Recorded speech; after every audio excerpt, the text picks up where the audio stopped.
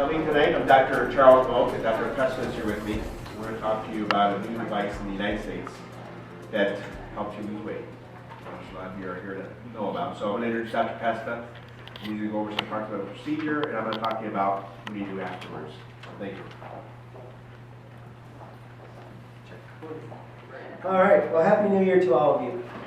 We certainly want to welcome you to the Allure Medical Spa. I'm Dr. Carl Pesta. I've been doing bariatric surgery for about 12 years. And what I'm most excited to talk to you about tonight is a non-surgical approach. As Dr. Mok mentioned, it's been in the United States, FDA cleared, probably about 6 or 7 months now. But it's been in the world for about 15 years. Over 220,000 of these balloons have gone in. And when we saw the opportunity to use this balloon for our patients who are looking for some assistance in weight loss, it just started to make sense. Now, I come from a background of being at the hospital. And what has been so nice for me is the transition to working here at the Allure Medical Spa. Because a hospital is a place of sickness. Right? This is a place of wellness, where people come to feel good, to look good, and really change the way their lives are. And that's what becomes so exciting for me to be a part of this team. And to offer this balloon for assistance in weight loss has certainly become very rewarding as well. So I do want to say welcome to all of you, and thank you for taking the time out of your day. There's probably some other things we could be doing, or at least just snuggling by a fire. But you took the time to come out and figure out how you can do better for yourself from a health standpoint, from a fitness standpoint, and even from a overall health perspective. So I do want to say congratulations on taking the steps towards a healthier you. What I hope to talk to you about today, we saw our introductions here, but talk about why this disease of obesity has really become an epidemic in the United States, and how it's affecting our overall health. And not only our health, but that leads to our overall longevity. And I want to share some of those stories with you. And also why diets fail. If you're considering a procedure for weight loss, you've likely tried the 1,000,002 diets that have been out there. And I want to talk to you a little bit about why these don't necessarily work, and why adding a device such as the Allure balloon is going to give you that kick that you need that's going to help with this weight loss overall. So I'm going to talk about how the balloon works, talk a little about outcomes as well, and then we can talk about next steps as we move forward from there. So I think one of the most important things we have to look at is our health status. One of the things that when you leave the hospital, it says your biggest risk in your health is if you smoke. Actually, obesity has overtaken cigarette smoking as the #1 cause of preventable disease, and even death in the United States. So we have to start looking at our weight. And one way we quantify this is by something called the body mass index. And if you look at this chart here, it's a little hard to read, but we'll get a feel for what our body mass index is. And it also will help determine kind of how we qualify for this procedure and others. So for example, if you're 5'7" and you weighed 187 pounds, your BMI would be 29. And that's kind of how you use this chart. Now, a healthy weight is a BMI of 18 to 25. Overweight is 25 to 30. Obesity is 30 to 35. Severe obesity is 35 to 40. And morbid obesity is over 40. And when you look at where your body mass index is along this path, that may kind of help you understand where you are. So I want to look at trends, and I talked about how this is really an epidemic in the United States. If we look at the overall incidence of obesity in the United States, it's significant. If we look back in 1994, maybe it was about 20%. But now we fast forward a number of decades, and we see it's actually over 30%.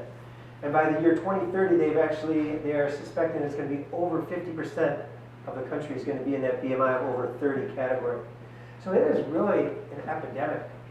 This disease process is something that is affecting so many people in the United States. It's impacting overall healthcare dollars, and that type of stuff. And so why we're finding that as a physician group, we need to find a better intervention than what's been going on so far. 78 million people in the United States who are obese. So we're not alone. If your BMI is over 30, we're in this category. 15 to 20 million who are morbidly obese. Now, those are big numbers. Not as big as the mega million jackpot tonight. Who has a ticket for tonight? Who's retiring tomorrow, right? Anyway, so these are big numbers. And I have one as well. It's in my pocket right here. Anyway, I'll be back though. I'm having so much fun doing this. I'll be back, even if I win. It makes up about a third of all the appointments at our family physician's offices, at our internist office. Obesity does. If you go to your family doctor and you look around the room, you're going to see a number of people sitting around who are all having the same issue. And what I talk about is how, it's driving healthcare costs. Soon we're going to have about $1 out of every 4 out of pocket paying for your healthcare costs. We see about 50% higher medical spending in people who are morbidly obese, because you're seeing a doctor more frequently for some of these comorbid conditions that go along with obesity. And 80% higher prescription spending on patients who are obese as well. So it's really becoming a big cost impact as far as carrying this excess weight. Now, what causes obesity? Well, if we had the answer, a simple pill to fix it, we'd all be millionaires. We wouldn't need that jackpot tonight, right? Because it's such a big problem in the United States. But it's very multifactorial. A lot of genetic component involved in that. There's a lot of research as far as twins who are separated at birth. One goes the other side of the world. Their weight is almost identical no matter where they are in the world, because genetics plays such a key to that. The environment in which we were raised, and also the behavioral factors that we learned as we were growing up. Fast food restaurants. I mean, if you look back in 1970, there were 30,000. In 2001, there was 222. Now there's over 400,000 fast food restaurants. And I can see them right outside the window here, right? I mean, it's just become a very easy, simple way of life, where maybe you finish work at 5, you want to come to a seminar at 6, you got to eat, right? So you pull through a drive-thru and you get a meal that's anywhere from 900 to 1,200 calories. And you finish it within 5 to 10 minutes. And that's just not the way our body is really meant to process food, or the types of foods. But the problem is it's just become so easy to do that. Tim Hortons cup right there, you see that? Evolution. They're responsible for this. We used to walk to school uphill both ways. See, you're going uphill this way and back that way. Right? Now we're driving everywhere. Hopefully it doesn't get this bad. We take the dog for a walk. My favorite is this. There's a workout place. It's actually LA Fitness out in Los Angeles. And it's a famous picture because that LA Fitness is up on the 2nd floor. There's 2 stairways on either side, but there's an escalator up the middle because you didn't want to take the stairs to go work out. It just doesn't make sense. But it's a way, again, our culture has kind of leaned that way. It's making it very tough for us. And actually this caveman picture here, our body was really meant to hold on to food. So we have very much resistance to weight loss when we're on our own. And so that's why these type of things is going to take a very multifactorial approach to treat our obesity. I talked about being at our family doctor's office and some of these health issues that are associated. We call these comorbidities. Things like this. You go in for your annual physical. So, well, Mrs. Smith, you notice that your BMI is now crept up to 33. And you know what? Your blood pressure's up as well. Well, let's try to modify. Maybe we'll change the diet. Maybe you should try to lose a little bit of weight. But that doesn't work, and so you get put on a blood pressure pill, and maybe 2. I've seen people on 5 blood pressure pills to lose weight. Diabetes is the same thing. This is one of the biggest problems with obesity in our country, is that diabetes becomes very prominent. These percentages are people who are obese that have these problems. So if you're in that BMI category starting to creep up 30, 35, 40, this is the likelihood that you will develop these diseases if you don't have them already. It's very significant. So when we go to our family doctor's office, because up until now we haven't really had interventions for weight loss, they say, well, we'll treat you with blood pressure pills. And then, let's try and modify the diet. The sugar's still going up. We'll put you on pills. That doesn't work. Now we have to put you on insulin. And then you get your bladder suspension here. You get your gallbladder out. You take the purple pill for reflux, hormones for the menstrual irregularities, cholesterol medications. And we keep putting Band-Aids on all these problems, when really the central problem is the obesity. And if we can attack the obesity, I have a patient who has been through a program similar. She used to have to pay for all of her medications out of pocket. was spending $2,500 a month out of pocket because she didn't have coverage. Well, she had a weight loss intervention, significantly lost all the weight, and she got rid of all of her medications. And so that's the effect of how the effect of losing weight can really improve your health. It gets rid of these comorbid conditions. We don't have to pay that money out of pocket anymore, and we start doing really well. So people don't know this, but people who are obese and moving into that morbidly obese category have a 10 to 15 year shorter lifespan than normal weight individuals. All right, that usually hits us, and we don't see many people who are 70 and 80 years old who are obese or morbidly obese because you don't live that long. And I'm not here to bum you out, but I really want everybody to understand what a major problem carrying this excess weight is around. It's not just about, looking good and feeling good. It's your overall health. It's because that fat that we carry isn't just on our tummies and our butts and our hips, but it surrounds our organs, surrounds our kidneys, surrounds our heart, infiltrates into our liver. So these organs that we depend on for longevity don't function the way that they should. I mentioned this. Second leading cause of preventable death. This was cigarette smoking, but it's actually overtaken that. 400,000 deaths per year due to the effects of morbid and obesity and morbid obesity, in that 10 to 15 years shorter lifespan. And when you start talking about interventions for your weight loss, everybody just wants to say, oh, you don't need to do that, you just need to eat less and exercise more. Well, that's true to a point, but if it was that simple, none of us would be in this situation, right? And so we need to reverse this process. The thing that I talk about, and I use this slide for, is I look at this, 400,000 excess deaths per year. If you had a colon cancer, let's say 30,000 deaths per year due to colon cancer. If you had a colon cancer and there was a treatment for it, an intervention for it, a surgery for it, a procedure for it, your family and friends would say, listen, you have to have that procedure to get rid of that colon cancer. Same thing for breast cancer. Well, we've got a disease that could potentially shorten our lifespan. And we keep saying, oh, I'm just going to diet and exercise. And it's not working. We need to take more aggressive steps. Just one more demonstration. If you look at a normal weight individual, BMI less than 29, our average expenditure is about $4,000 a month on health care. As you increase your BMI points, every point above 30 adds $300 in annual health care costs. So we continue to see our costs going up based on the BMI. We then talk about Jenny Craig or Nutrisystem or Weight Watchers and all these other programs we continue to throw money into and really don't see the long-term results. We're going to talk about how your Vera balloon can change that. So why diets fail? I want to talk a little bit about this as well. We have to look at, as I mentioned back in caveman times, our bodies were designed for holding on to food. We didn't know when our next meal was coming. And so we have hormones within our body that tell us when we're hungry, tell us when we're full. In order to get that sensation of hunger away from us, we need to turn off that hunger hormone. And the way the body does that is by stretch of the stomach or distension of the stomach. So when we have our normal stomachs, we eat a small meal on a diet, those hormones never get turned off because we don't get enough food into our stomach to stretch the wall of the stomach and turn off that hunger hormone. So that's where diets tend to fail. We are fighting against a hormonal system that's going to, we get to a point where that hunger hormone gets so high, we say, I'm not eating another grapefruit, I'm going back to my regular diet. But now we've trained our body to be a little bit more efficient, and so we lose 10 pounds, but we gain back 12. We lose those 12 pounds, we gain back 15.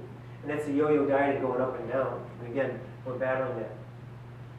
Calories in versus calorie burn, that's kind of the part of weight loss. Maybe we start exercising more. Now, if you're like me, when I start running more, my hunger hormones go up because they want to keep my body at that set point. My body doesn't want to lose weight. So as I start running more, my hunger hormones go up, and I have to eat more because my body doesn't want to lose that weight. So that's kind of the neural and the hormonal mechanisms of satiety, the feeling of fullness. The stretch of the stomach then sends messages to the brain that tells us that we're full. So we've tried probably a lot of these things. Diet and exercise, we see about 1 in 20 success rate. So we may know people who, BMI of 40, they've lost 100 pounds and they've kept it off, but that's 1 in 20. That's 5%. And so it really drives me crazy when I hear physicians say, you're obese, you're morbidly obese, you just need to diet and exercise. Because they're giving you a prescription that works 5% of the time. And if you had a life-threatening infection and they said, here's an antibiotic that works 5% of the time, you tell them that's crazy. Right? It doesn't make sense to continue to battle to use diet and exercise as a method. We may have tried some medications as well for those who are interested in losing weight. High co-pays, the weight loss isn't that great with it. And when you stop taking that medication, you gain the weight back as well.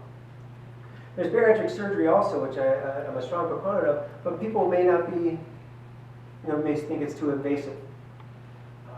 And so here's where we have an opportunity with our Orbera balloon. It's non-surgical, and that's why it's become so popular. And people are really interested in it. It's a non-surgical approach. It doesn't make a permanent change inside of your body. It can't be reversed. What it is a device that goes inside of the stomach, that stretches that stomach, sends those messages to the brain that you're full, so you stop eating a lot sooner. Not only that, but it also slows the progression of food out of the stomach. So that one meal that you had is going to keep you satisfied for a lot longer, instead of being hungry again in 30 minutes to 2 hours. So the device that we give you is a tool that's going to help you lose that weight, but we're tricking the body into thinking you've had a full meal. With that, we have a support team. And Dr. Mok's going to talk with you about this, about how it's not just about placing the balloon. If we place the balloon and leave you alone, you're not going to lose much weight, maybe initially, but it's going to come back quick. So it's really working with a team of experts we put together here at the Allure weight loss program here that is going to help you lose the weight, get down to your kind of fighting weight, as I like to say, and then help you maintain that weight loss long term. A lot of that comes with education and training. So why things like this are very important. Again, it's not just put the balloon in and let you go. We're going to give you education, support, and training that's going to allow you to have long-term results and keep the weight off long term. So the balloon is put in under sedation. It's like you're having a colonoscopy for those who've had that, or an upper endoscopy. We sedate you, you sleep through the whole thing, you don't remember a bit of it. We put the scope down and we look inside of the stomach to make sure there's nothing, no what we would call contraindications or reasons why we shouldn't put the balloon in. If you've had previous surgery on your stomach, that may be a reason why we wouldn't place it. If you had a history of ulcers, we at least want to know that those ulcers have healed. So we put the scope down, we take a look around the stomach, make sure everything looks good. As long as it's there, we put the balloon next to the scope, we fill it up. We fill it up about 600 cc's. You can fill it up with a specific amount, one that we found to be most effective for the weight loss long term. And it sits inside of the stomach. And now is sitting there, stretching the wall of the stomach, making you feel full. Especially a small meal will then add to that satisfaction. As I mentioned, it's a multidisciplinary team, starting with you, making this decision to change your life. You meet with us, we talk about the procedure a little bit more, we place the balloon, we have you meet with the weight loss team and with our fitness team as well, and encourage that weight loss along the way. This is a busy slide, but I just want to kind of point out how it goes. Here's ahead of the procedure. When we start to create a balanced low-calorie diet, we're going to start education. Education is key to this long term. The first couple weeks is what we call the acclimation phase. It's getting used to having this balloon inside of your stomach. Nausea is expected. About 85% will have nausea and vomiting. It's a small price to pay for the long-term results that you're going to get. So we treat you with medications after the placement of the balloon. And most people find that it's very mild symptoms. About 60 to 70% say they're mild symptoms, sometimes a little bit more thereafter. But very well tolerated. And that's really when you really start to lose the weight. Within the first 3 months is where we see the majority of the weight loss with the procedure. You're going to have ongoing coaching with regular follow-up from the weight loss team here. We're going to contact you regularly. We're going to see you weekly. Accountability is a major factor to ongoing weight loss and successful weight loss, especially with the Orbera balloon. So we're going to be contacting you. We're great with text messages. We're great with phone calls. We're going to make it easy for you to communicate with us. But those follow-up meetings, I think, are very important. To step on the scale, see how you're doing, see if you're having any challenges. And then learning that new lifestyle, to maintain that. There's parts of our brain that allow us to do things without even thinking about it. If a mouse runs in front of you, you jump back. You have to think about that. There's a part of your brain that makes you do that, and that's the habit part of your brain. So let's talk about our brain. It's the brain drawing here. It's a little doodling of the brain. So your brain's got a few different parts, and we can learn how to adjust our habits once we understand how they work. This down here is called the brain stem, and that does things we call kind of autonomic. It's something that all animals do. You can breathe without thinking about it. You can drop a baby into water and they'll actually hold their breath. So there's no thought involved in breathing. You're not thinking, okay, expand lungs, hold down diaphragm, open mouth, inhale. You just do it. So that's even past the habit, right? That's just automatic. Then we have the cerebellum down here, controls some balance and movements. Then we have a cerebral cortex, we'll call that the cortex, that controls cognition. Are you erase one? Yes. So cognition.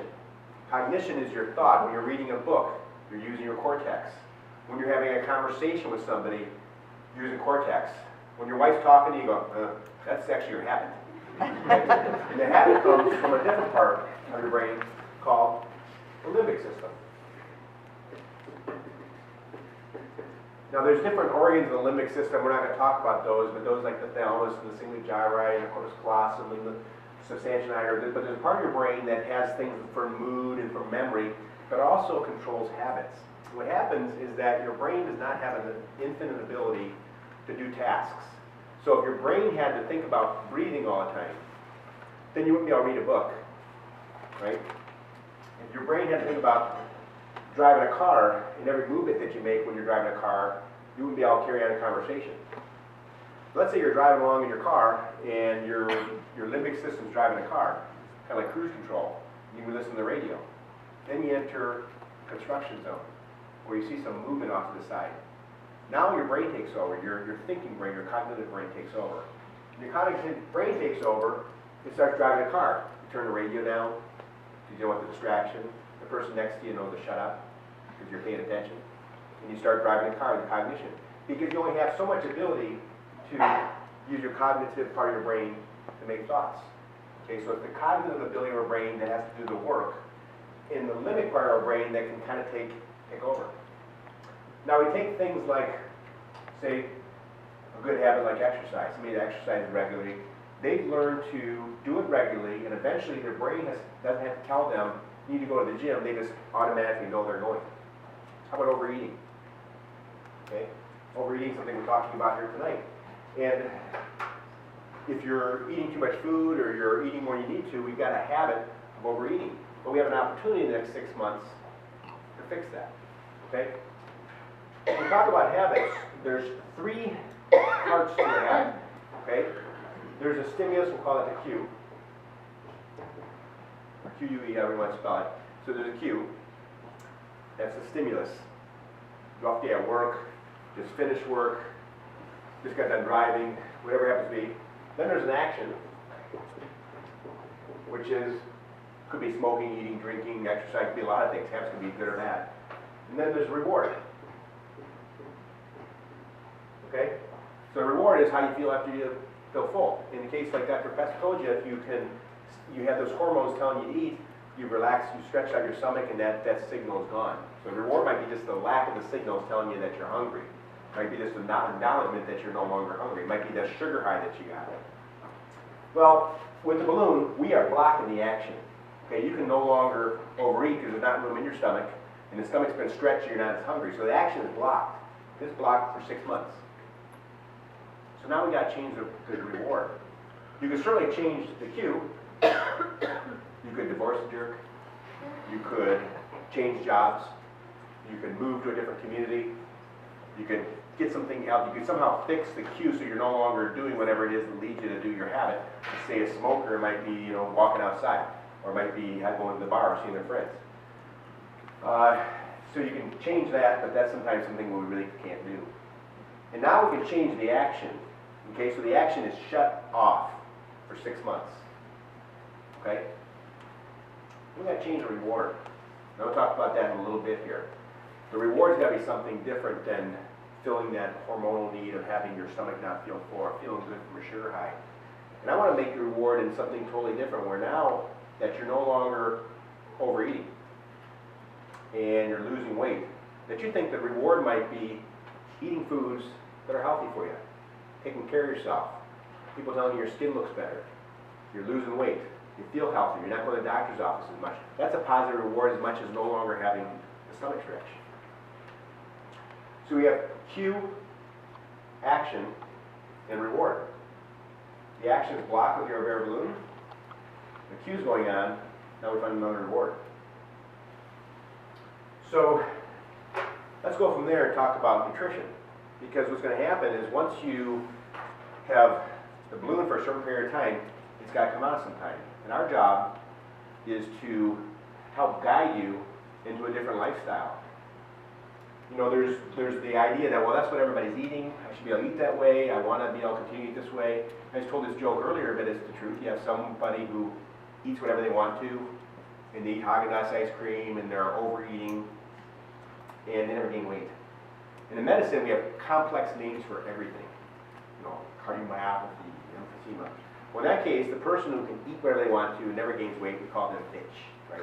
That's just the way it is. And there's different things that might occur that allow them to be thin, even though they're overeating. Well, there's some genetic things, or some things about how our body digests foods and handles foods. But usually it's just like, too bad. It's not you. Okay? So what makes us gain weight, what makes us lose weight? It's not exactly calories in and calories out. That's part of it. But a lot of you have heard the word of insulin resistance or metabolic syndrome or even diabetes. So when you're eating foods for a long period of time that are something your body doesn't need, you start becoming resistant to your own hormones, start putting on weight easier. So when we talk about our diet and what we eat, we should think about this is our new lifestyle. There's different properties of foods that can help you gain weight or lose weight. So foods have what's called a thermogenic property. Thermogenic property means how much work does it take to digest the food.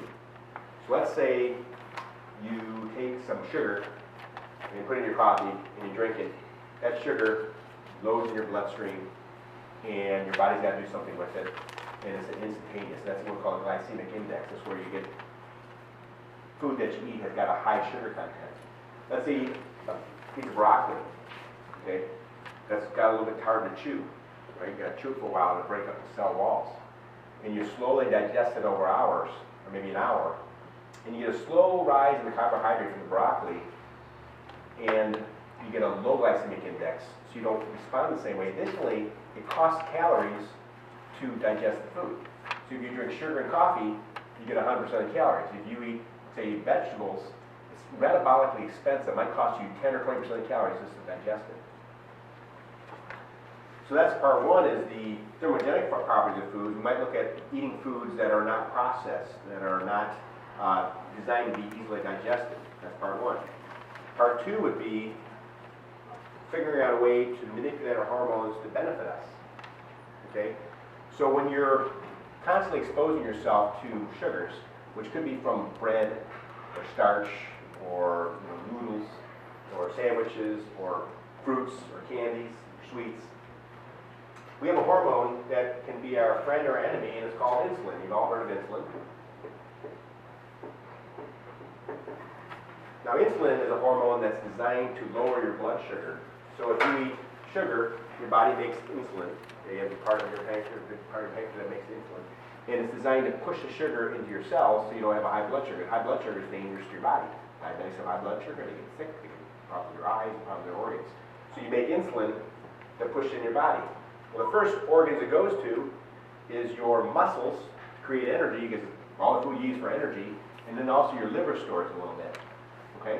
So you're eating some sugar, and you just eat a little bit of sugar, let's say after you exercise. So that probably goes in your muscle mostly. But if you expose yourself to sugar over and over again through bread, starch, and noodles, and having a carbohydrate-based diet that's got a high glycemic index in order to turn the sugar quickly, your muscles are like, we don't need any more sugar. Okay, I'm not really running, I'm kind of sitting here. What the hell am I supposed to do with the sugar? And it turns off, it becomes resistant to the sugar, and resistant to the insulin. Okay? Your liver doesn't need any more, and your muscles say, we're not doing anything, I don't have a capacity to store sugar beyond a certain amount. Okay? But you have one organ in your body that is able to store unlimited amounts of sugar, and that's your fat organ. Okay, so fat is an organ, it's like skin is an organ. And your fat cells do not get resistant to insulin. Your muscle cells do. Okay, so the cells that we want to drive sugar into for energy, get resistant to insulin. And our fat cells have an unlimited ability to store fat. Okay, so everything that you could eat, protein, carbohydrate, fat, can turn into fat and be stored for later use. And that's the whole system of insulin resistance. But just as you could build insulin resistance, you can also downregulate it. So if you start cutting your sugars down, you'll find that you not only lose weight because now your body has a better metabolism because your muscle cells are no longer resistant to insulin, they're taking it now, but also they start losing that resistance overall. So that's insulin resistance. Then we have our food choices. And I find it horrible the advice I hear from trainers and nutritionists on how to eat. I see patients every day that are here for weight loss procedures. We do a lot of tummy tucks and liposuction. People come in and they, I can't lose the weight. You know, we get a tummy tuck. Well, in reality, that's not really the answer. You got to lose the weight first. But they'll get advice that's like horrible, you know, from their doctors and nutritionists. I've had people tell me that have had heart attacks, they have diabetes, they've had a stroke, that their nutritionist told them to eat all the cheese they want to because it's got no carbohydrates. That is absurd, right? I was at the gym and there's this 6'4" muscular guy talking to a 5'2" mother. And she's like, you know, I can't lose weight. I'm following your diet and the weight's just going up. He goes, well, tell me what you had for breakfast today. I had the oatmeal, like you said, and I had the blueberries, like you said, and I had a teaspoon of peanut butter. He goes, well, try 2 teaspoons of peanut butter. That's obviously stupid, right? It's not going to work. So she's eating a bunch of foods that are making her weight up. So one thing we have to acknowledge the fact is what we're maybe taught by people that are not experts is not right. It's not working. Look what's happened to us. The things that we are craving, you know, we're going to when I was a kid, I remember they came out with a quarter pounder of cheese or quarter pounder burger. And I get done swimming, I went there and had a quarter pounder. And now they have a double quarter pounder. One generation, we've doubled the size. I go to the airport and I'm trying to think, if I was following my advice, what would I eat here at the airport? Like nothing.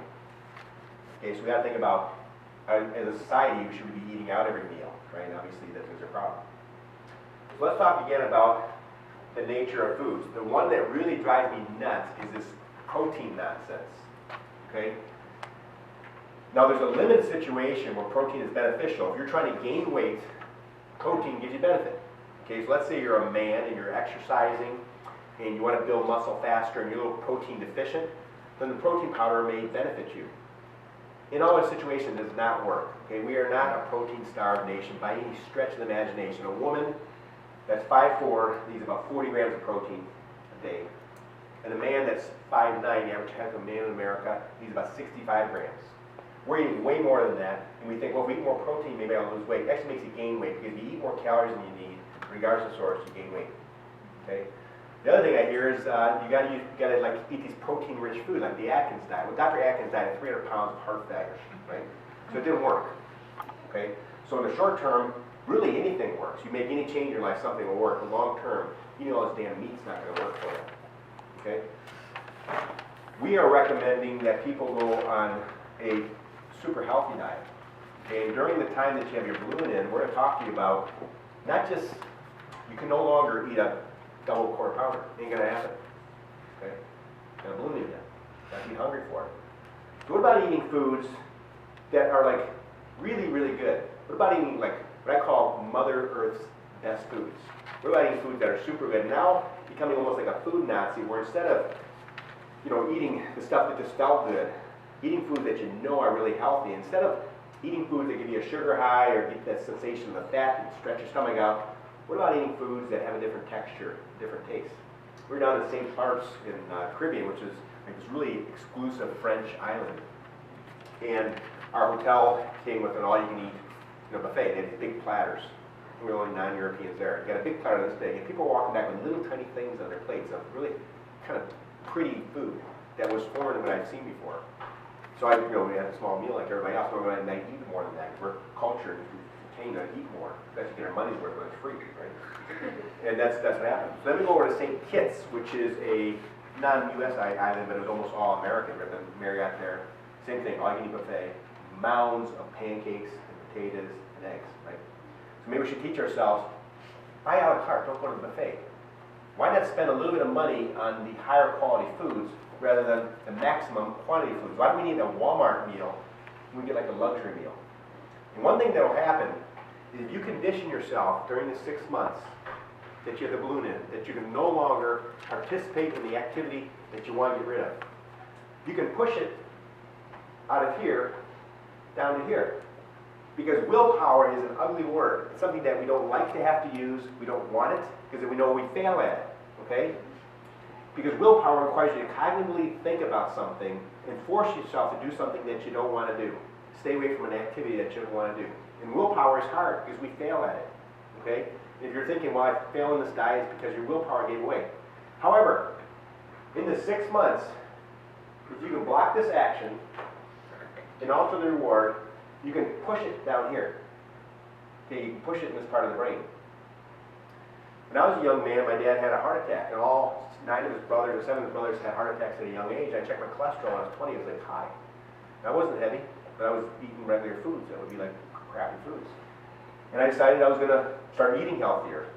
And I was in medical school, and there was always donuts and bagels around, and every time I ate something I shouldn't eat, I would run that many more miles. I started associating bagels with physical pain, right? And it worked. And now I don't think about bagels. And when they're in the back room, I don't really look at them. And when I go to look at a menu, I've trained myself to only look at certain foods. I'm for seafood, if that's my want, then I'll pick something else out. So what happened is that I was able to, and people say, oh, you have great willpower, you're not eating the bread. It's not willpower. It seems kind of like telling me I have great willpower, but I don't.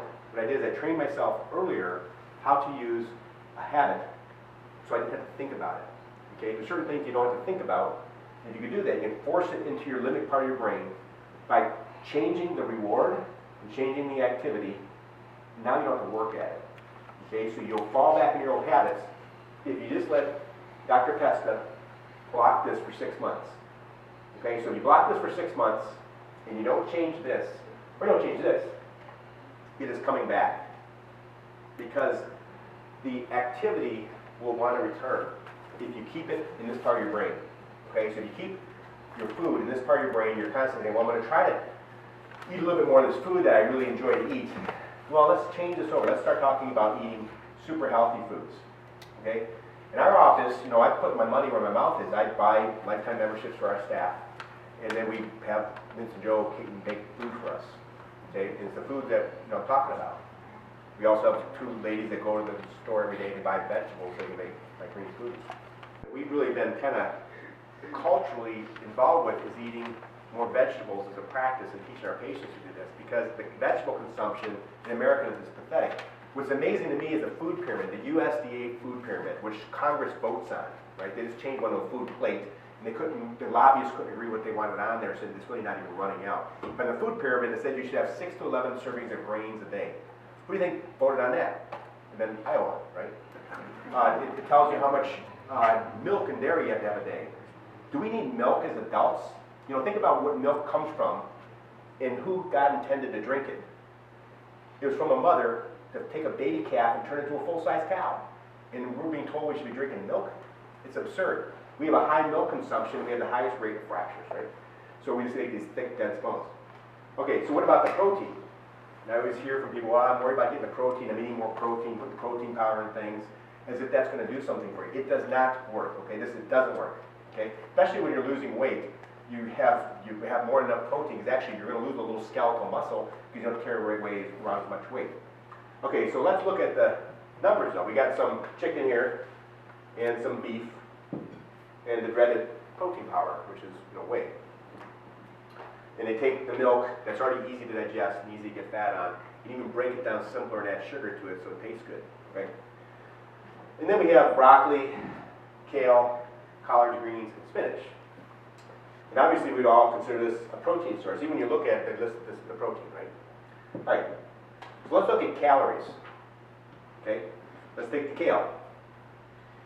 If you took 300 calories of kale and 300 calories of this beef, okay, you'd have 67 grams of protein in the kale and 32 in the beef. Because beef is mostly fat. Spinach. It would take 107 servings of spinach to equal 1 serving of beef. And you'd have twice as much protein. Okay? And we're not eating that much. And we don't need to eat that much. Broccoli, same thing. Broccoli is more than 15 servings to 1 serving of grease. Beef, you have twice as much protein, and collards are along the same lines. We recommend, we put this in your card, you want to start losing weight now, is you take this card, and it's got, you pick 3 or 4 out of the left-hand side, and that's your highest nutritional density food. There's something called an aggregate nutritional density index. You see it at Whole Foods. And they list the foods by their highest amount of what's called phytonutrients. And these are the nutrients your body needs. So Dr. Pesta talked about the stomach stretch and how that affects hunger. What about your brain? You need a certain amount of phytonutrients, certain amount of nutrition to survive. When we eat high nutritional density foods, our hunger goes down. Okay? Low nutritional density, like let's take breakfast. Let's say for breakfast you made yourself a vegetable smoothie. Your hunger is going to be suppressed more than you think, even though it's mostly liquidy. If you eat cereal, which has no nutritional value, in fact it has so little nutritional value, they're required to put vitamins into it because cereal leaches your vegetables, right? There's no nutritional value, you're hungry away again. Okay? So that's something you start doing now. We use the Vitamix, this is mine, that I think works the best. NutriBullet, Ninja, this is rated best by Consumer Reports. But these things are something you can do to kind of substitute for the protein powder and get adequate protein and lose weight. And then get your head around tasting something a little bit different. Because right now our taste buds are designed to taste stuff that's kind of bland and fatty and sugary. Very basic taste versus bitter and sour and textury. So key one is to get your head around the fact that if you're hoping to get this procedure done and not make any changes in what you're eating, I don't like eating vegetables, it's not going to work. It's not for you. You're not a candidate for this. Okay? Just like you're not a candidate for things that you can't make a change or virtually anything. So we've got to look at the action being blocked by the balloon. We've got to change the reward. And I'm suggesting to you the reward is you really have to think about now you're eating like a healthy person all the time. You go to the grocery store, you know you're supposed to look at the outside of the aisles and go to the produce section. Get the best stuff. Maybe get the most expensive stuff, but you're eating a fraction of the calories you were before. And eat organic foods. Those organic foods are better than that, but eat organic foods. Try to get the vegetables at the highest nutritional density. If you're getting meats, get the best meat. The best meat on the planet for red meat is a Piedmontese cow, which is an animal out of northern Italy. And it's got less saturated fat than chicken. It's got less fat than chicken. And it has more omega-3 fats than Atlantic salmon, which is fat, of course, corn and grains. We look at how our food has been polluted in the United States. You know, everybody talks about the hormones and everything. Yeah, there's probably something to that. But in reality, they're taking animals that were designed to eat grass and feeding them grains, right? In fact, grains are so toxic to these animals that they have to put a enzyme into the grains to make it no longer like a grain. So if you fed a cow or a pig or a sheep grains for their life, just grains by themselves, they would die, because they'll absorb no iron, magnesium, copper, zinc. So they put in a drug called phytase that breaks the grains and makes it into sugar. Okay? So there's something called a phytate, which is something that blocks the absorption of minerals on the grains. And we put phytase in it, which is the aces of something that breaks it down.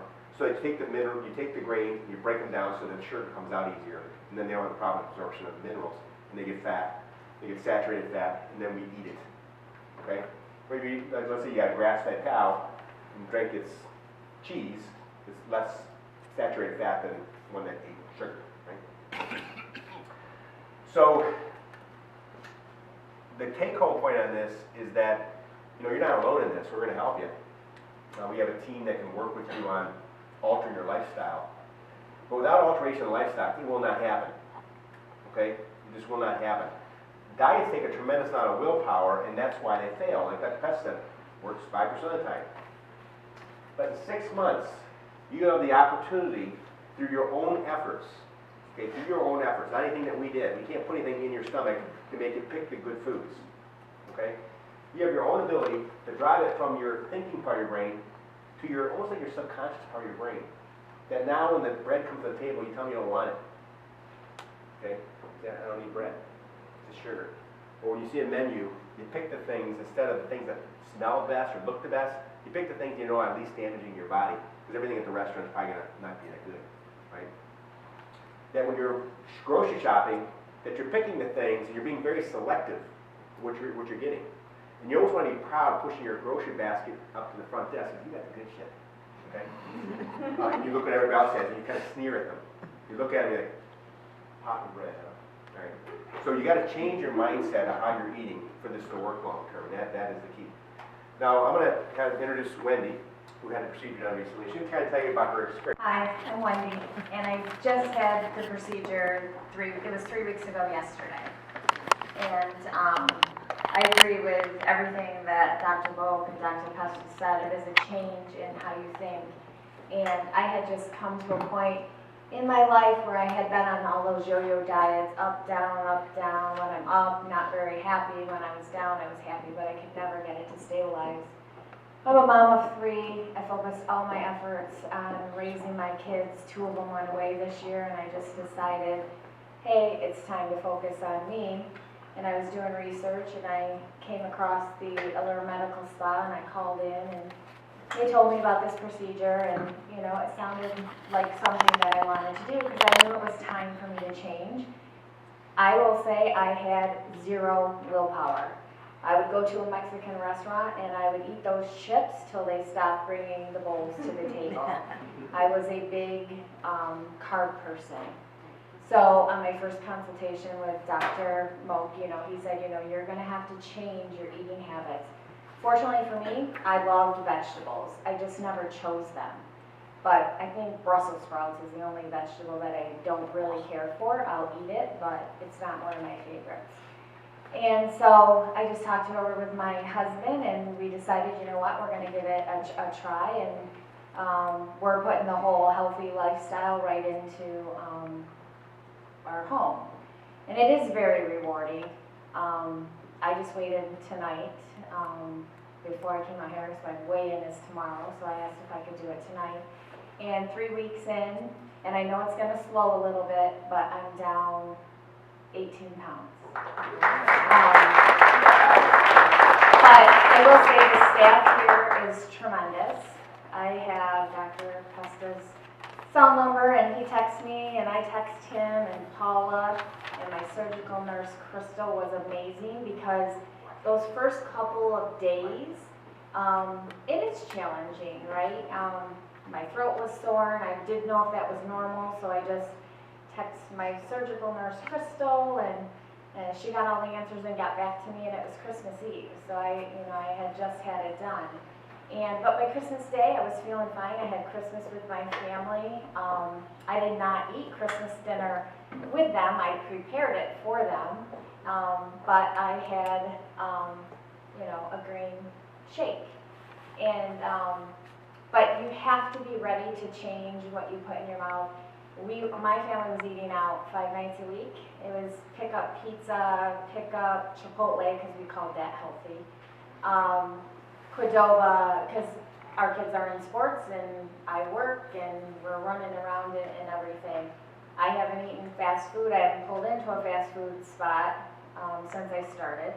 I have gone out to dinner though, because we travel on hockey tournaments, and so this weekend I did have to eat out a couple times. And I don't even look at the menu. When they come, I just tell them I would like a double serving of steamed broccoli and a chicken breast. Nothing, so that way I don't have to look at what's on the menu. And then I ask for a to-go container when they come, because as Dr. Mok said, the serving of protein you get is way more than what you need, so I immediately just cut it in half and put it in the to-go container, and then I'm eating majority of the green and just the normal size protein. And it's good, it's flavorful, and I'm really excited I had it done, and I can't say enough good things about it. I don't know if anybody has any questions. We're going to take questions with you. I was wanting to come back up here, Dr. Pesta. And Maria's got the mic. It's tough to get up and talk in front of everybody, so we just want to say thank you. This is for you. Oh, thank you. Now,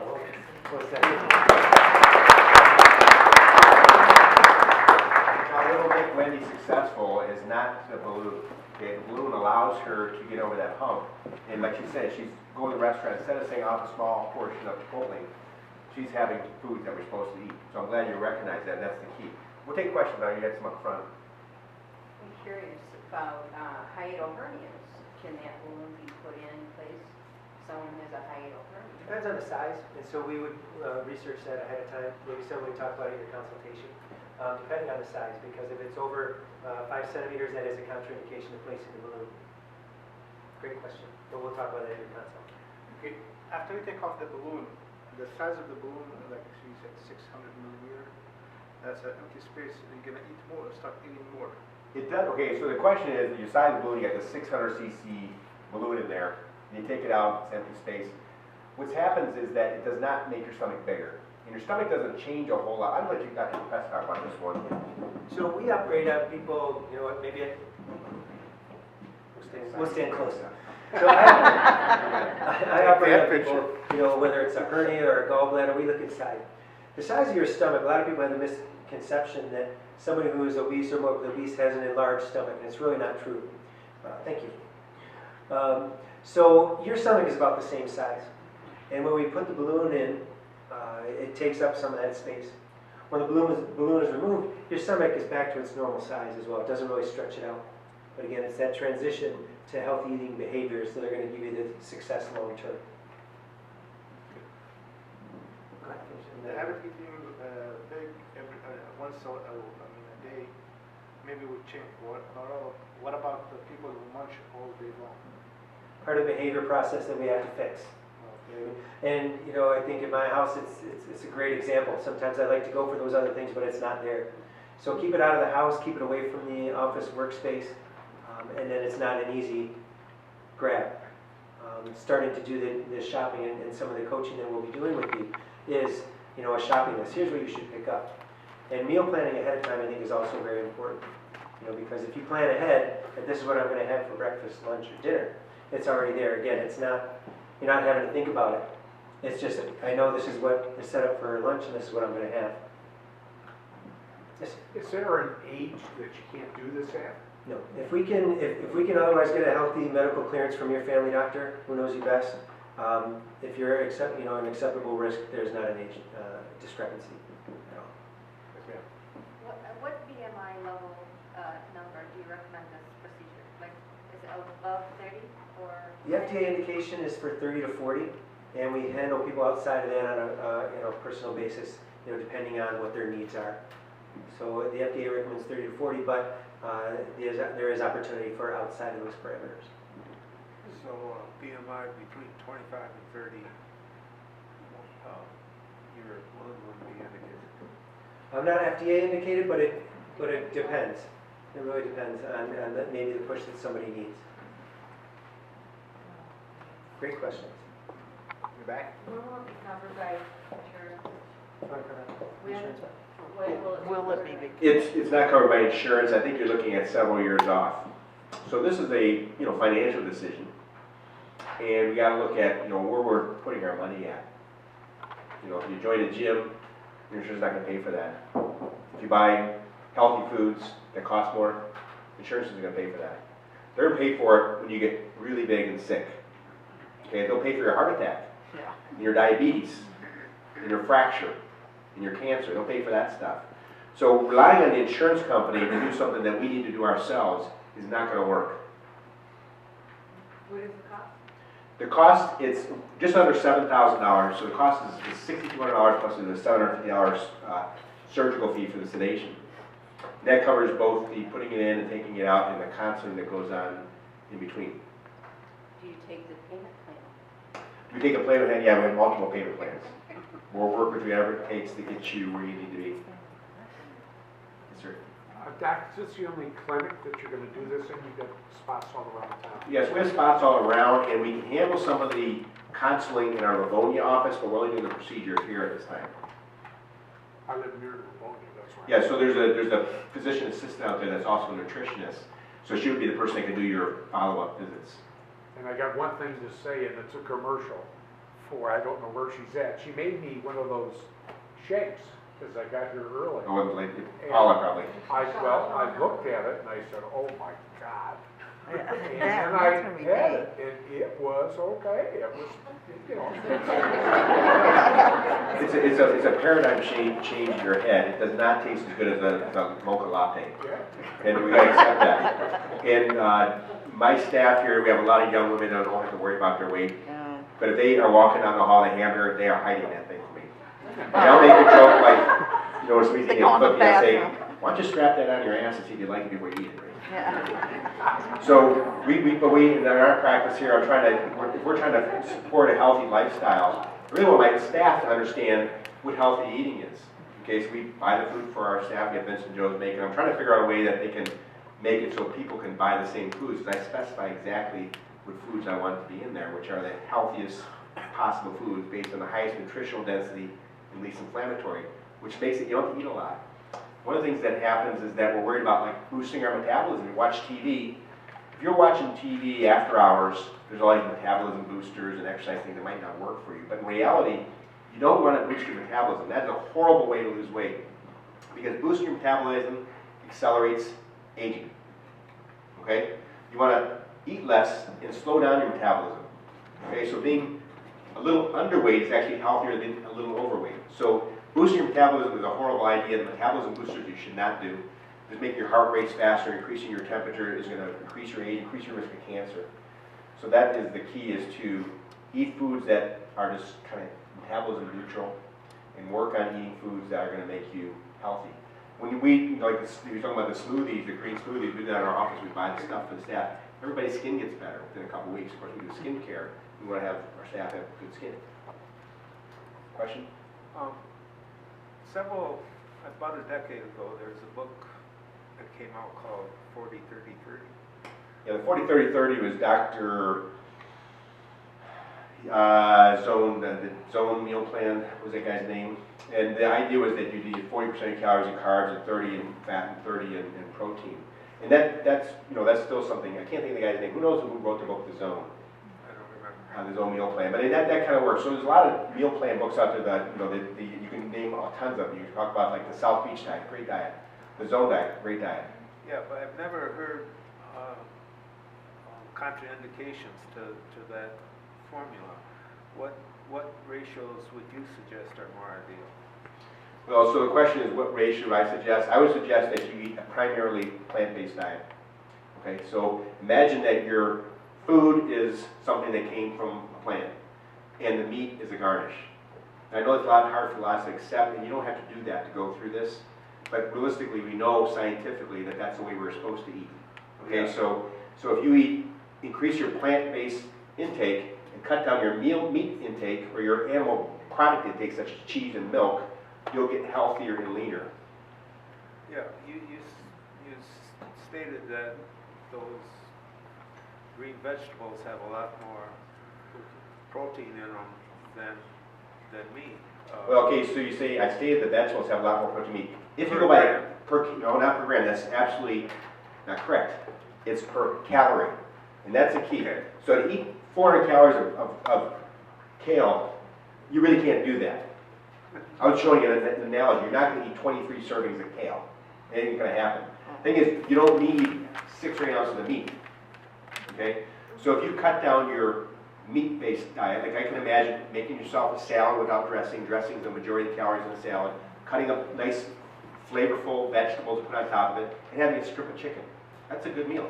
And you'll reset your brain to what tastes good. Okay? So we're programmed to taste good by eating a bunch of meat. If you take out meat and animal products on your diet and take out bread, guess what the average American is eating? Zilch. Okay? But we were designed to eat vegetables and plants. So you suggest we don't have to concern ourselves with calories and grams of protein and carbohydrate and fat. Just eat more greens and less meat. Yeah, simple. It's unequivocal. Okay, so you really need to count calories when you're eating a lot of meat, right? That's what we're trying to do, is cut down our calories. If you look at the calorie density in animal products that have eaten the vegetables versus eating the vegetables, there's no comparison. Okay, it drives down your hunger. And again, I'm not telling you you gotta eat vegetables your rest of life to be a vegetarian. But if you put in your head that cutting down meat and cutting down grains and cutting down animal products, increasing vegetables is a good thing, you'll get it. Okay, and over time, you'll start liking the taste of it. It's a habit. It becomes a habit of things that you pick. There's more diversity of vegetables too. Way more. Good question, yes? Long-term studies Long-term studies about what? Like how, as far as how long, the results, like, say you get it removed 5 years down the road, 10 years down the road. So the 5 and 10 year studies were done prior to understanding the need for lifestyle interventions. So when this came out almost 10 years ago, they were treating it like just a device to make you lose weight temporarily. So the long-term studies done more recently, over 2 years, find that people who are in a weight loss program, the majority of them will keep the weight off. Okay? So the reality is that my objective is to major change your, for example, when they did the Rivera study, they had a placebo group. Whenever we do studies, we have a control arm, which is like, you didn't really do anything, they just put a fake balloon in or put a scope in, and the treatment arm, which was using the balloon. In the fake arm, they did like a diet and exercise modification lifestyle, and the treatment arm, they did the same thing. And the people in the control group that got nothing done, they really didn't lose any weight, like 7 pounds or something, in 6 months. So they really did not get their head around how to alter people's behaviors, okay? And they still lost weight. So what we're gonna do is become brutally honest with you about your diet. I can tell when people are giving me BS about what they're eating.